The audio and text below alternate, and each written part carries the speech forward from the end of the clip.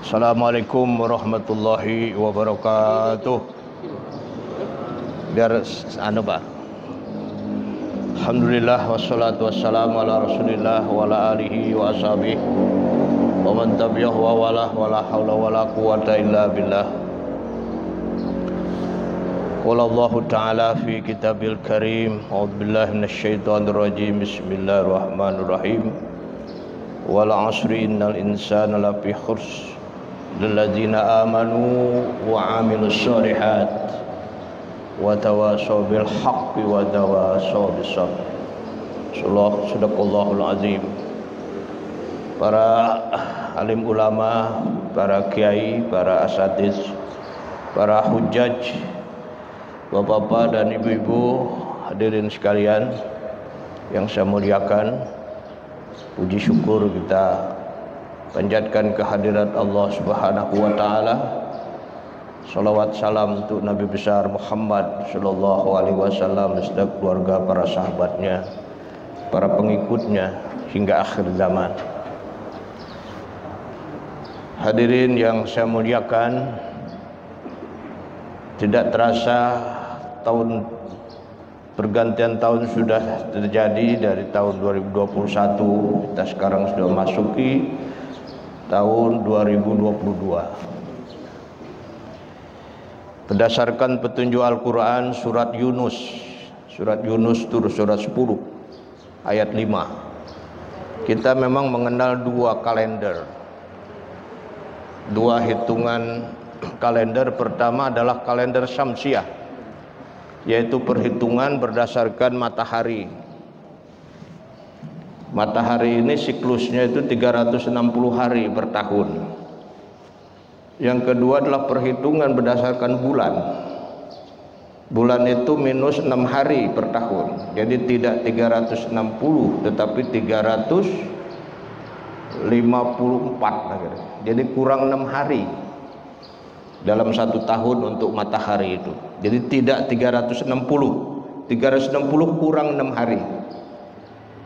Jadi per sekitar 60 tahun itu selisihnya 1 tahun.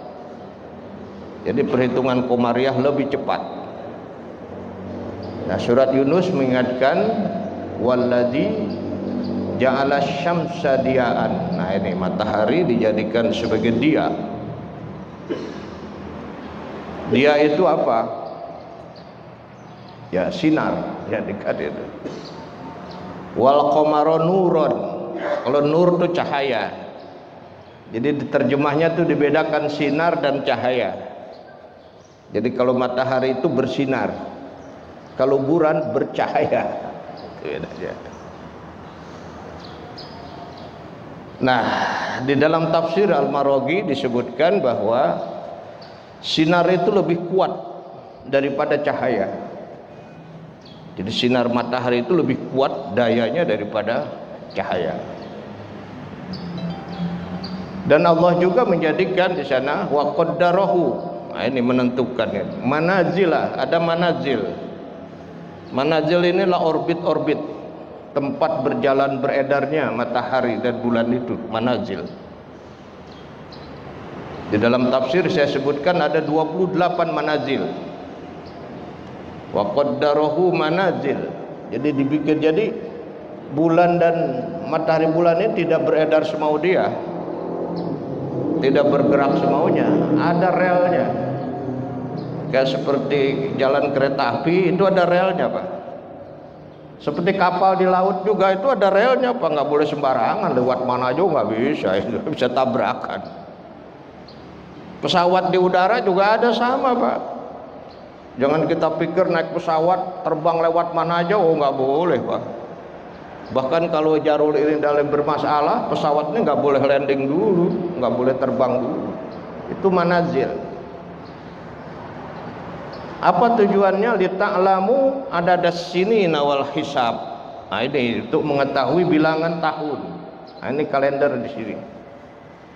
Terus ada syuhur, ada bulan, terus ada minggu, ada hari, ada jam, ada detik, ada menit, detik, ke bawahnya lagi itu. Nah, kalau kita hitung jam ini, peredaran kita ya. Ngitungnya jangan tahun, Pak. Ngitungnya detik. Itu perjalanan hidup kita tuh sangat cepat, Pak. Cuman orang-orang ngitung usia kita tuh seringnya tahun yang jadi ukuran. Coba pakai ukuran detik. Hidup itu begitu cepat perjalanannya itu. Nah, Allah menyatakan dibuatnya ini bukan dengan main-main. Ya. Jadi Allah tidak menciptakan yang demikian itu. Ma khalaqallahu zalika, Allah tidak menciptakan adanya ini kecuali dengan kebenaran. Ada hak di situ. Hak di situ di dalam tafsir disebutkan ada ibrah, ada pelajaran, ada mauizah, ada peringatan, dan ada hikmah di situ. Jadi hak itu mendalam. Nah, ini nanti yang mendorong adanya riset ilmu astronomi. Wah, riset astronomi itu. Ya, dengan riset astronomi itu salah satunya adalah tokoh astronom Muslim abad ke-16 itu adalah Nasiruddin At-Tusi, orang Persia. Itu ahli astronomi. Nasiruddin At-Tusi, dan dia juga sekaligus seorang ahli tasawuf. Jadi ahli tasawuf dan seorang astronom. Nah, dia yang dengan begitu kemudian dia bisa melahirkan hikmah yang luar biasa bahwa kehidupan kita adalah terikat oleh waktu. Di dalam kita menghasuki tahun baru ini, saya kira kita diingatkan oleh surat Yunus tadi, surat 10 ayat 5. Kemudian juga kita diingatkan oleh surat Al-Hasyr. Al-Hasyr itu surat 59 ayat 18. Dan kita diingatkan oleh surat Al-Asr, surat ke-103 ayat 1 dan 3. Nah, jadi ini 3 inilah.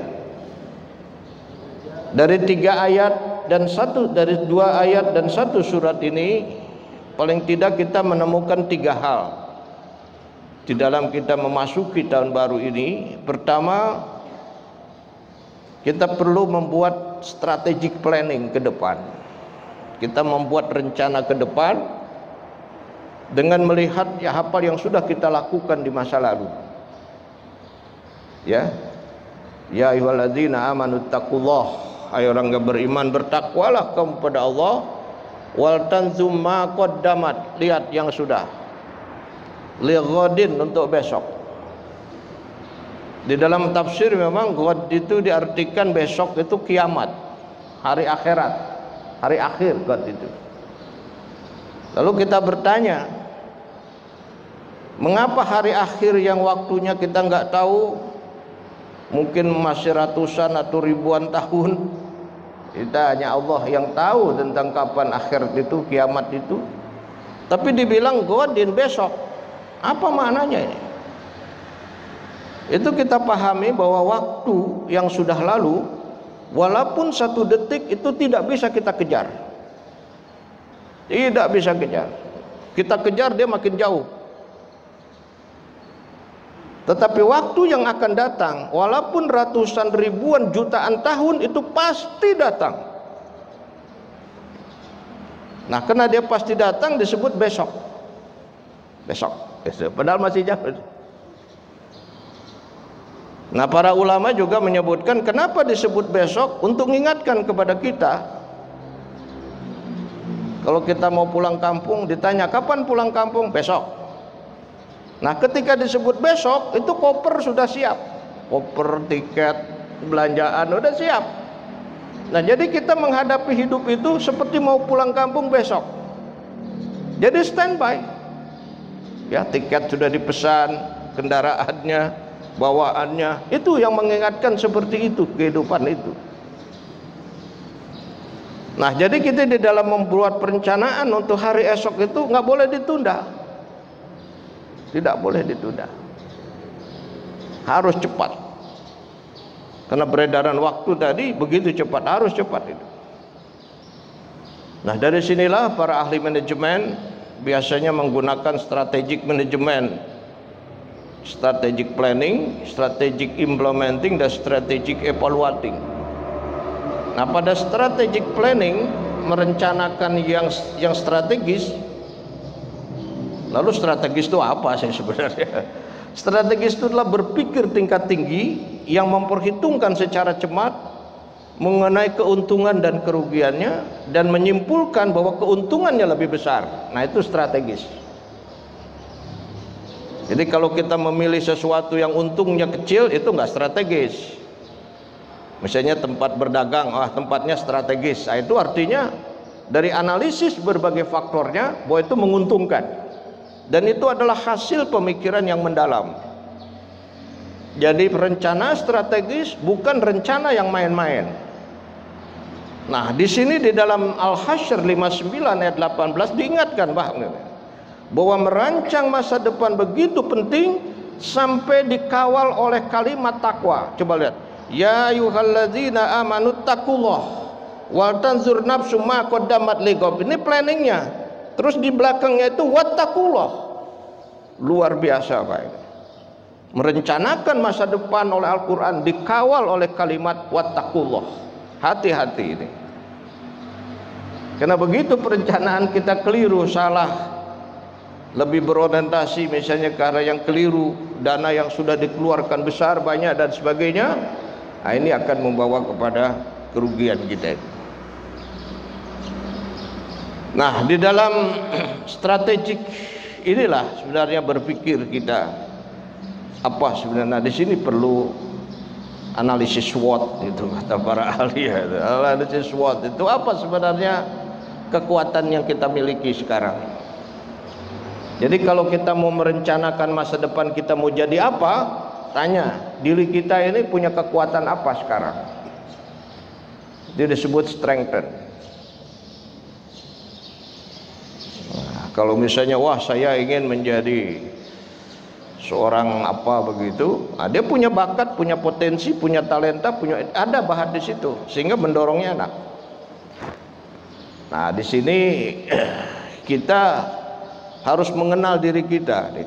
Saya seperti sering pada anak muda yang sudah di SMA, saya tanya kamu besar menjadi apa? Itu nggak jelas, tidak jelas.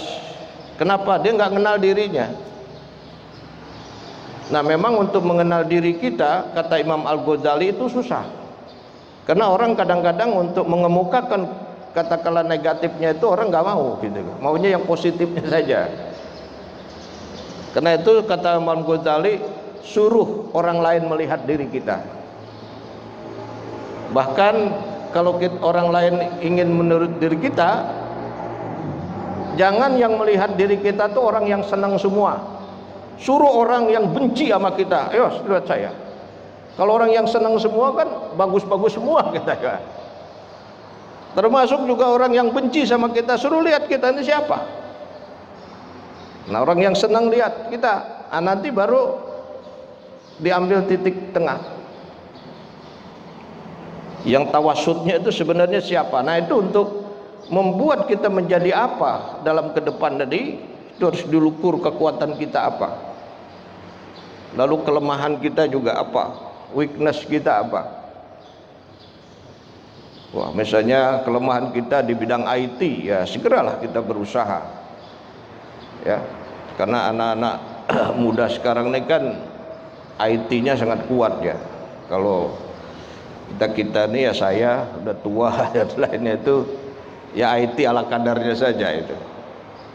Nah, itu berarti kelemahan itu harus diatasi. Lalu peluang yang tersedia bahwa tahun ini, tahun depan itu dunia membutuhkan apa, negara membutuhkan apa, lingkungan kita membutuhkan apa, itu disebut dengan opportunity. Harus tahu itu. Nah, kalau kita mendidik anak kita sekarang 20 tahun yang akan datang, itu harus sudah diprediksi. Kita mendidik anak kita nih baru masuk SD, Nah, 20 tahun yang akan datang kan dia jadi sarjana. Nah, pada waktu dia jadi sarjana itu nanti masyarakat itu butuh apa waktu itu? Harus diperhitungkan. Kalau tidak, dia akan kehilangan momentum. Ya, di dalam hadis Rasulullah ada dinyatakan, "Allimu auladakum fa innahum makhluqun li zamanin ghairu zamanikum." Didiklah anakmu karena dia adalah generasi yang akan hidup berbeda dengan zaman kamu. Ini jadi membuat rencana masa depan. Kita harus juga melihat peluang untuk anak kita 20 tahun yang akan datang itu apa. Tentu ini dari analisis berbagai faktor, ekonomi, sosial, politik, budaya, pertumbuhan, demografi, harus dilihat semua ini. Sekarang misalnya penduduk kita sekian, 20 tahun yang akan datang berapa? Ya. Ini jalan sini nanti mungkin sekian puluh tahun lagi sudah berlapis jalan, udah nggak muat lagi di sini. Ya. Karena saya masuk ke Pamulang ini tahun 87. Tahun 87 masuk Pamulang, ini jalan Masya Allah sepi. Kalau habis maghrib itu sepi Pak, tahun itu. Ya. Nah, jadi ini harus diperkirakan. Dan dari segi sumber daya alam, mungkin energi yang berbasis fosil sudah nggak ada lagi. Beberapa negara di dunia sudah mengalami ini, termasuk Cina. Bahan bakar yang dari fosil itu harus diambil bahan bakar yang terbarukan. Nah, yang terbarukan antara lain adalah energi matahari. Di negara-negara maju sekarang sudah energi matahari yang dipakai. Ya, saya lihat di Belanda, di Prancis, di Swiss, di Belgia, di beberapa negara yang saya lihat di dunia itu sudah pakai solar system. Jadi sinar matahari disimpan, terus nanti disimpan dalam baterai-baterai. Nah, ini yang kemudian nanti untuk kepentingan sinar matahari ini untuk listrik, untuk kendaraan, dan kita sedang ekspansi ke sana. Nah, jadi meramalkan masa depan ini sangat penting, melihat perkembangan ke depan untuk membuat perencanaan yang tepat. Wa tanzur nafsum ma qaddamat liqad. Wattaqullah. Diingatkan takwa pada Allah. Nah, jadi ini yang pertama yang harus kita lakukan. Tentu saja ini lewat refleksi, lewat renungan ya, termasuk juga mungkin di masjid yang kita cintai ini ya. Saya lihat di sini kan Pak Azhar ya, sebagai ahli-ahli ibadah ini ya. Saya kalau masuk masjid itu bahagia saya Pak, karena melihat bapak-bapak dan ibu-ibu sebagai ahli ibadah. Ini potensi yang besar ini adalah suasana ini harus kita jaga ya, harus kita pelihara terus dan kita tingkatkan. Ini adalah salah satu kekuatan juga untuk mendorong jamaah lain. Nah, yang kedua, untuk menonton masa depan ini tadi saya diingatkan oleh surat Yunus surat 10 ayat 5, yaitu kita hendaknya bersyukur pada Allah Subhanahu wa taala.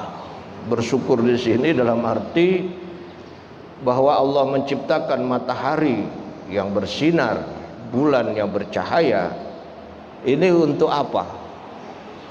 Selain untuk kepentingan memprediksi waktu dan lain sebagainya, tetapi lebih dari itu tuh apa?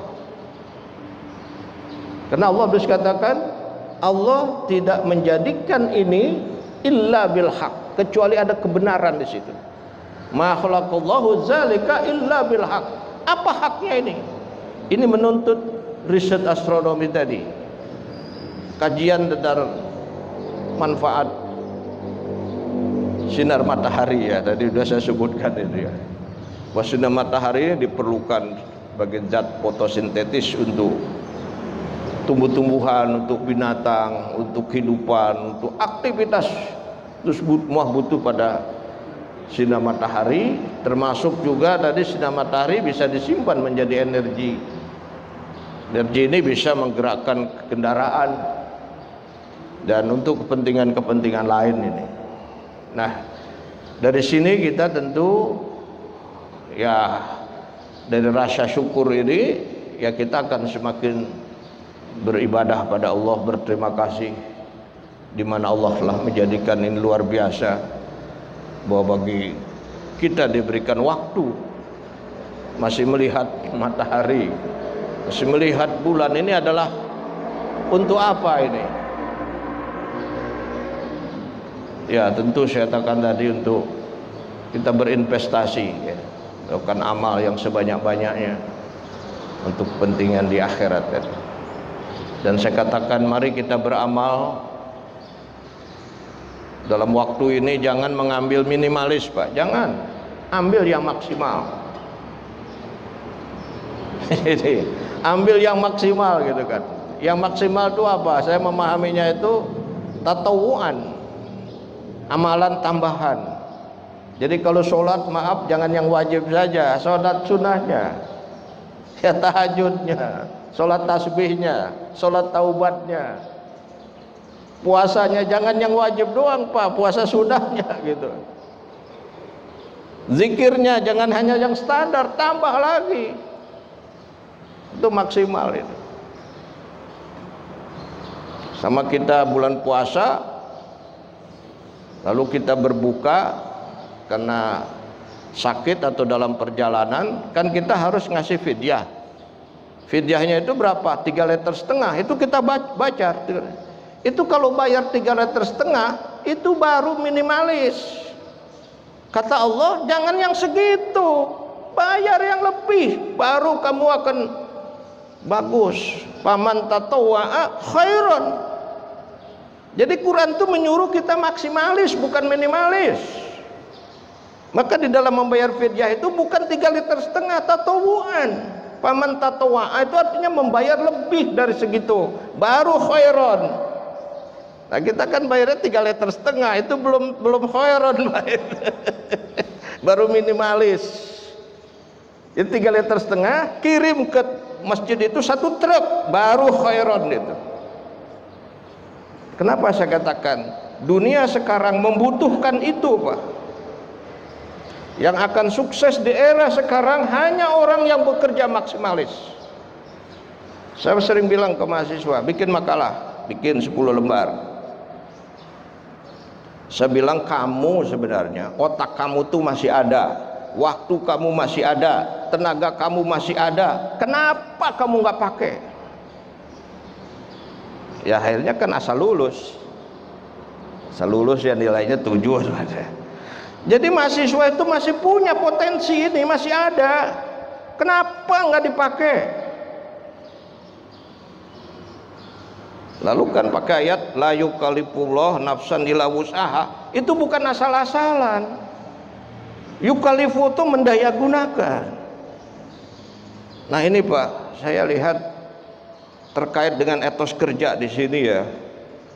Saya kadang-kadang dilihat di YouTube itu, yang saya lihat tuh orang cara bertani gitu ya.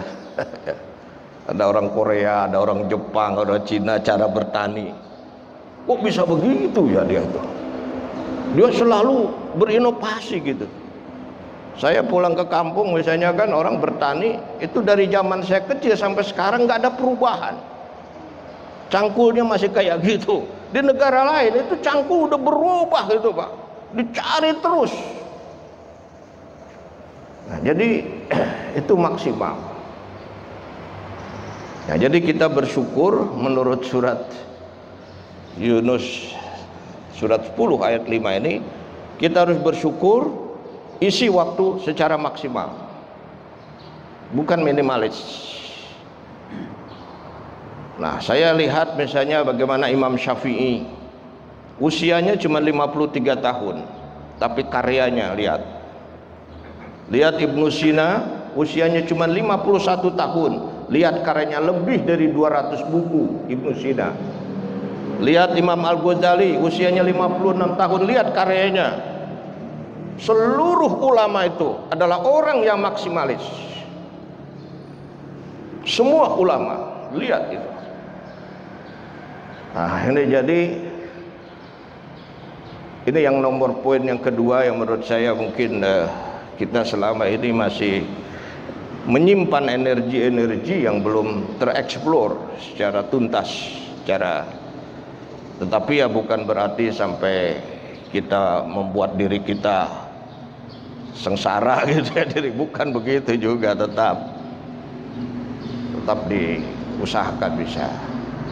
Ya, saya juga yang saya katakan ini juga ya sebagian kecil sudah saya praktekkan ya. Ya, saya misalnya sudah menulis buku, sekarang udah lebih dari 60 buku. Sudah 67 buku yang saya tulis sekarang ini. Dan kemarin saya nulis buku Haji Mabrur untuk Ikatan Persaudaraan Haji. Karena kebetulan saya duduk di IPHI, saya tulis 1 bulan 500 halaman buku Haji Mabrur. Dan saya bilang ini wakaf saya untuk Ikatan Persaudaraan Haji. Ini wakaf saya, ini saya serahkan.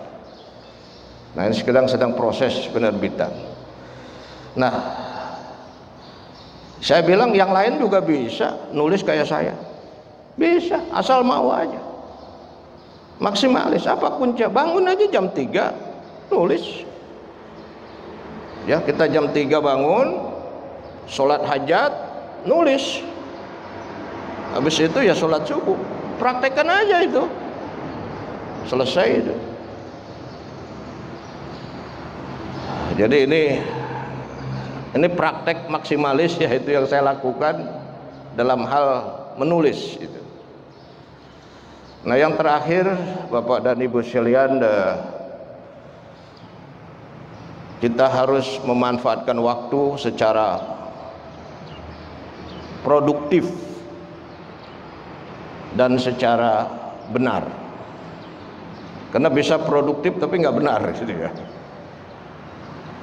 Nah, ini kita pahami dari surat Al-Asr, surat 103 ayat 1-3. Ini menarik.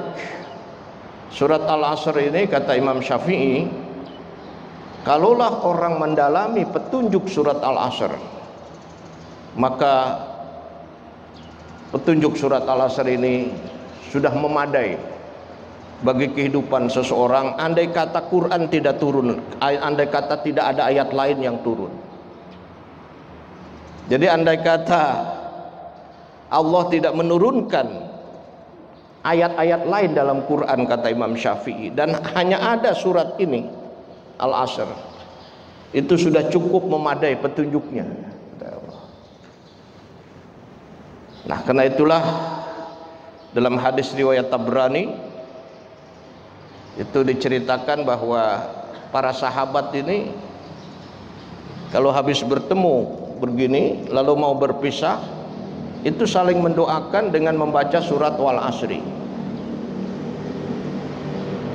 Dalam surat Wal Asri itu memanfaatkan waktu secara produktif dan secara benar, yaitu 4 kita diingatkan.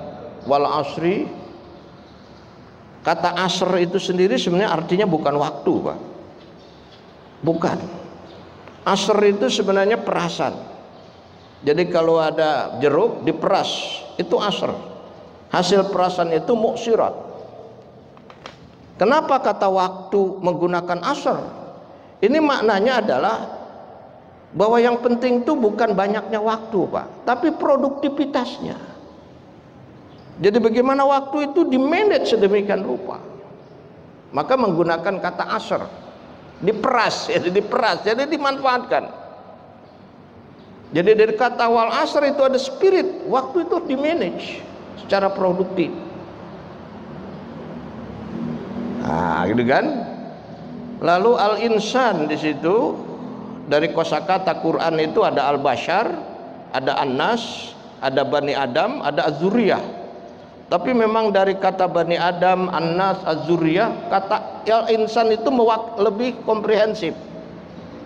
Karena al-insan selain menggambarkan asal usul manusia, proses kejadiannya, di dalam kata insan juga menggambarkan bahwa manusia ini punya potensi fitrah, potensi beragama, dan insan ini juga adalah manusia yang punya potensi intelektual.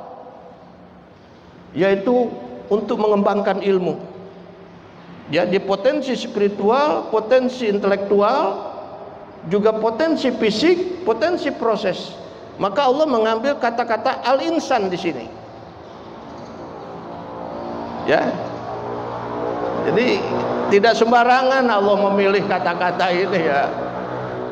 Wal asri innal insan, itu enggak sembarangan Allah ngambil kata insan ini. Itu artinya bahwa di dalam memanfaatkan laut itu seluruh potensi kita, seluruh potensi fisik kita, biologis kita, intelektual kita, spiritual kita, sosial kita, itu harus digunakan. Dipilih kata al-insan. Nah, innal insan lafi khus, dalam kerugian. Lalu disebut rugi itu apa? Kalau orang dagang, apa yang disebut rugi? Hari ini rugi apa? Rugi itu biasanya diartikan kalau modal aja nggak balik, modal kita nggak kembali, itu rugi. Kalau modal masih balik, itu belum rugi lah, baru impas gitu ya. Nah, ini rugi. Nah, manusia akan rugi baik di dunia maupun di akhirat nanti. Allah mengingatkan 4 supaya tidak rugi. 1, iman. Laladzina amanu. Apa itu iman? Iman sesuatu yang abstrak. Itu ibarat energi listrik, gak kelihatan tapi dayanya luar biasa. Ruh, jiwa, spirit, itu iman. Semua ada spirit, ada jiwanya. Ya. Pohon-pohonan, tumbuh-tumbuhan, ada spirit, ada jiwa. Iman ini yaitu intinya apa yang dibawa oleh Allah, oleh Rasul, apa yang diceritakan, diberitakan oleh Quran, bahwa Allah pencipta yang memberikan kehidupan dan sebagainya, kita percaya itu. Nah, kemudian di sini juga dimaksudkan adalah bahwa yang dipercayai itu juga jangan salah. Karena banyak kepercayaan-kepercayaan yang lain. Jadi kita memanfaatkan waktu atas dasar iman. Tapi motivasi yang kita imani bukan Allah, itu rugi juga.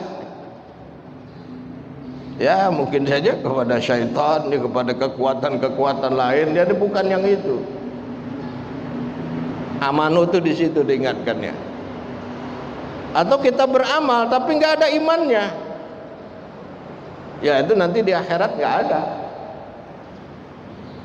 Ketika dia menuntut pada Allah, ya Allah saya berikan pahala, ganjaran ini segala macam. Ya kata Allah, dulu kamu beramal bukan karena saya, jadi nggak ada. Atau dulu kamu beramal bukan karena saya, tetapi karena Tuhan-Tuhan yang lain, ya minta sama Tuhan kamu sana. Nah, disinilah maka perlunya keikhlasan. Illalladzina amanu itu ikhlas di situ. Inna sholati wa nusuki wa mahyaya wa mati lillahi rabbil alamin. Nah, yang kedua sholihat. Sholihat itu dipahami seringkali diartik lawan dari mafsadat, pasad. Pasad itu rusak. Sholihat itu berarti dia sehat, enggak rusak. Bisa berarti artinya pantas, bisa juga bermanfaat bagi dirinya, bagi masyarakat dan semuanya. Dan bisa sesuatu yang kalau itu tidak ada, keadaan akan gawat. Jadi kalau yang sholihat tidak ada, yang timbul madorat, kekacauan, chaos. Nah, jadi itu ya, sholihat di situ. Nah, karena itu di dalam kita beramal harus juga dilihat dampaknya. Jadi bukan hanya sekerja, apa dampak pekerjaan kita bagi lingkungan, bagi perekonomian, bagi negara, bagi bangsa ini? Apakah kita mengacaukan atau apa? Itu harus diperhitungkan. Itu amalan sholihat itu, dari sifat pekerjaannya itu harus memberi dampak yang positif, yang harus problem solver lah gitu. Jangan troublemaker lah gitu ya. Jadi kita harus memecahkan masalah yang tadinya ini begini, ketika kita keluarkan ide kita, selesai. Tetapi ketika sebaliknya, ya, ketika kita melakukan itu, keadaan malah berubah menjadi kacau. Nah, itu bukan yang seperti itu. Wadlu watawasau bil haq.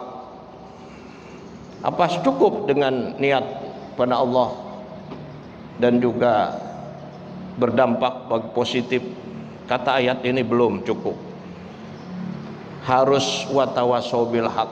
Watawasau bil haq itu apa?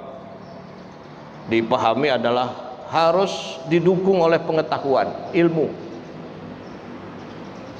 Nah, ilmu ini sesuatu yang sudah dihasilkan lewat penelitian, yang sudah teruji kebenarannya, sudah diakui oleh dunia ilmiah, dan oleh Quran. Kita diingatkan dalam surat Al-Mujadalah, surat 58 ayat 11, bahwa Allah akan mengangkat derajat, ya, orang yang beriman dan berilmu. Jadi iman saja belum cukup. Yarfa'illahu alladzina amanu minkum walladzina utul ilma. Ilmu. Dengan ilmu semua masalah bisa dijelaskan. Dengan ilmu semua masalah bisa dikelirkan. Nah, termasuk nih masjid ini hasil ilmu, Pak. Karena tiang begini, ini ada ilmunya. Cuman ilmunya nggak kelihatan. Yang tahu arsitekturnya, ini arsiteknya yang tahu. Tapi ini ada ilmu. Kalau nggak ada ilmu, ya tiangnya miring apa, ya bahaya. Kita nggak berani ada berasut di sini. Misalnya ketebalan dinding ini, lantai ini, berapa ukuran semennya, itu ada ilmunya, Pak. Nggak sembarangan. Besinya berapa, itu ada ilmunya semua itu. Nah, maka watawasau bil haq. Nah, yang terakhir watawasau bis sabr. Imam Al-Ghazali membagi dua kesabaran itu. Satu kesabaran jasmania, kedua kesabaran rohania. Kesabaran jasmania adalah kesabaran yang melibatkan fisik kita. Kayak kita sholat, ini perlu kesabaran, karena fisik kita harus ngikuti gerak ini. Ngikuti gerak perilaku dalam sholat, di mana fisik ngikuti, ini sabar. Ibadah haji, nah lebih berat lagi tuh fisiknya. Nah, ini kesabaran dalam bentuk yang bersifat fisik, di mana di dalam menempuh perjalanan itu, ya fisik harus ikut terlibat di dalamnya. Yang kedua adalah kesabaran yang bersifat rohania, adalah satu kemampuan mengendalikan hawa nafsu, jihad, atau kemampuan mengekang sesuatu yang bisa menyebabkan tujuan dan cita-cita terganggu. Misalnya saja seorang mahasiswa selama menempuh pendidikan, ya dia harus menahan dulu keinginan-keinginan yang lain supaya ini tidak terganggu. Karena begitu ini terganggu oleh keinginan lain, ya kemudian studinya berhenti, ya ini menjadi rugi dia. Nah, disitulah kesabaran. Nah, kesabaran dalam bentuk ini itu diperlukan. Hampir tidak ada kehidupan ini yang tidak perlu kesabaran. Semua perlu sabar. Semua perlu sabar. Seorang petani menanam, sabar. Orang tua mendidik anak, sabar. Semua perlu kesabaran. Inilah untuk modal kesuksesan. Saya kira demikian Pak Azhar yang dapat saya sampaikan. Mungkin ada yang mau didiskusikan, saya persilakan. Baik Pak. Assalamualaikum warahmatullahi wabarakatuh.